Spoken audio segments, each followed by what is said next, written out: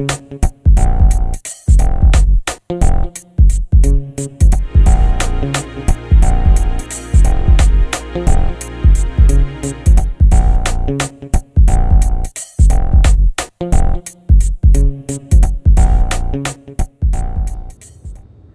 I hope you've had a chance to actually look at this circuit.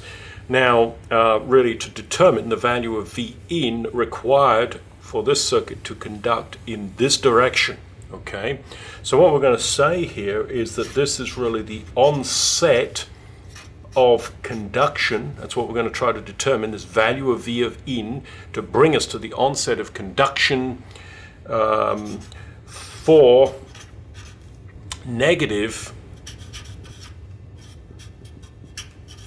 values of V in. Okay, so what does this have to become for us to be able to conduct, to bring us to the onset of conduction in that direction?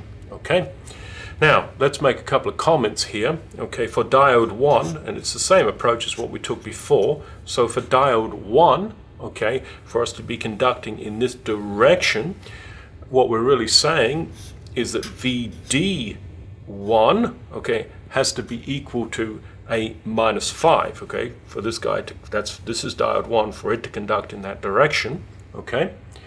And for diode 2, so if we look at diode 2, then VD2 would have to be equal to VD2, defined this way, would actually have to be equal to 0.7 volts. And of course we know that the current ID is equal to 0 for the onset condition.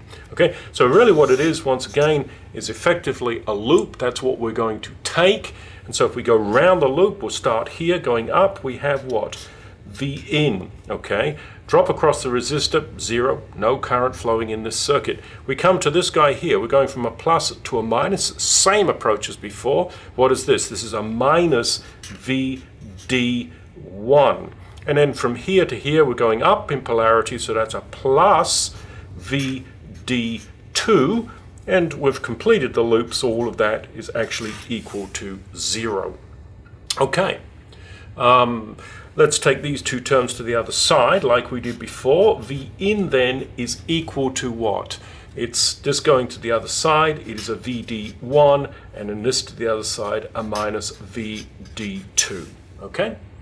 Now all we have to do is put in the values, okay, for VD1 and VD2. So we'll do that. So V in then becomes equal to, let's open up a bracket here so we don't lose signs. VD1, that's a minus 5, okay, minus VD2, well that's just a 0.7, so that's a minus 0.7, and so that is equal to a minus 5.7 volts. Okay, so this voltage has to be reduced to a minus 5.7 volts for us to be at the onset of conduction in this direction here. Okay, all right, now you can ask the question, all right, well that's fine, you've established the V in required for that.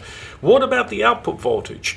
Well, look, if you're at all confused with that, just take a loop as we've done before, go around the loop, here we are, plus to a minus, that's a minus VD2, and then a minus to a plus, that's a plus VD1, and then a plus to a minus, that's a minus VO, all equals 0. Take the VO to the other side, VO then the other side, and we have what? A minus VD2, so that's a minus, open up a bracket. What is VD2?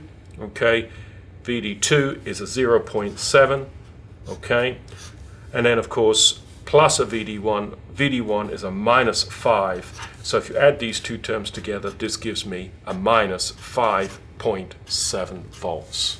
Okay? So I had to bring this V in to a minus 5.7 volts to be at the onset of conduction, and at that point also this voltage here became a minus 5.7 volts. Now, if I go on making this V in smaller and smaller, in other words, if I make it less than a minus 5.7 volts, basically both of these diodes will still be conducting, we'll still have these fixed voltages across each one of those diodes, and so VO will still be this minus 5.7 volt term. Okay, so let's go ahead and quickly show that. All right. So when V in then, okay, when this V in actually is less than a minus 5.7, okay, diodes are conducting. So the diodes are conducting, okay, and therefore we can make the statement that VO is equal to minus 5.7 volts. Okay, so that's that case there. Now what about the case though where we have V in, let us say, which is less than 5.7 but greater than a minus 5.7? Remember, this was the onset when V in was equal to 5.7. That was the onset of conduction for positive V ins. And then when V in was equal to a minus 5.7, that was the value of V in. That was the value of V in for conduction in the other direction. Okay, so let's just quickly show the circuit once again here. Here is that circuit that we're dealing with. This is V in defined plus minus. Here's the resistor, and here are the Zener diodes that we have in this circuit, here, and of course here. And that's the circuit that basically we're dealing with, and we're looking at this voltage VO plus minus, okay? Now, in this region here, okay, neither one of these diodes is going to be conducting. There is no conduction taking place, okay? So the diodes are not conducting, so the diodes, if you like, are off, they're not conducting, all right? The current ID would be equal to 0. And in that case then, I could just take a simple loop like this, go around that loop. Maybe you don't even need to, but if you go around that loop, you say, all right, what have I got? I've got V in. Okay, what's the drop across the resistor? 0. Why? 0 current, okay? And then the drop from here to here would be a minus VO, all equals 0. So therefore, V in is equal to VO, okay? And so that is the case when the diodes are not conducting, okay? All right. We're pretty much done with this problem. We just now need to perhaps look at the output voltage as a function of time with respect to this input voltage. All right, so let's have a look at that. Here we are. Here we've got this input voltage. Remember I said it's a sinusoid, peak value 10, minus 10. And here is our output voltage, which we're going to consider over here as a function of time. Now, case 1, all right, this was the onset of conduction, all right, for positive V ins. V in had to be brought to 5.7. The output voltage was 5.7. If we made V in greater than 5.7, the diodes are conducting, but the output was fixed at 5.7. In case 3, all right, this was the onset of conduction for negative values of V in. We found that V in would be what? A minus 5.7, the output voltage being a minus 5.7. And in the next case, when V in is less than a minus 5.7, the diodes are conducting, the output voltage was a minus 5.7. And in case 5, okay, if V in is less than 5.7 but actually greater than a minus 5.7, the diodes are not conducting and the output voltage is simply equal to the input voltage.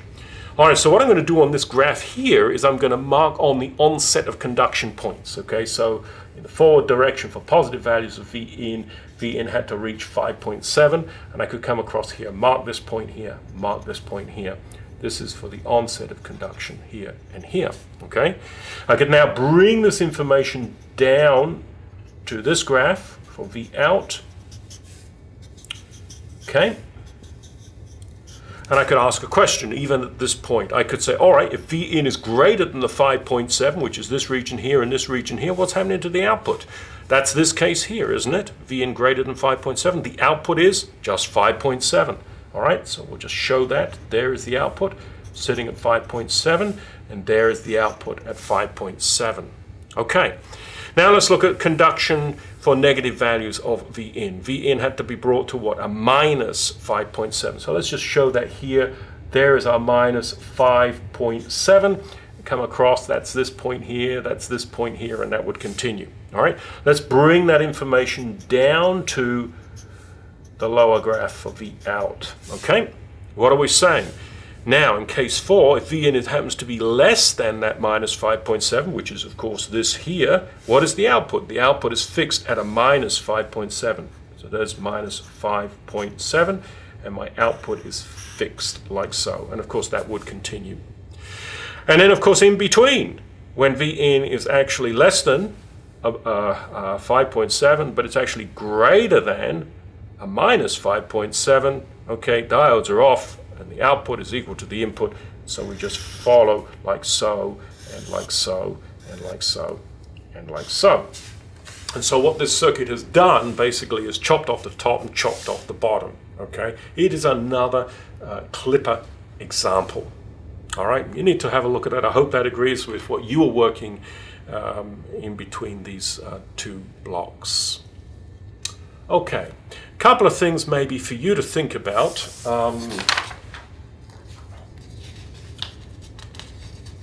Later on, of course, we are going to be talking about digital circuits, okay?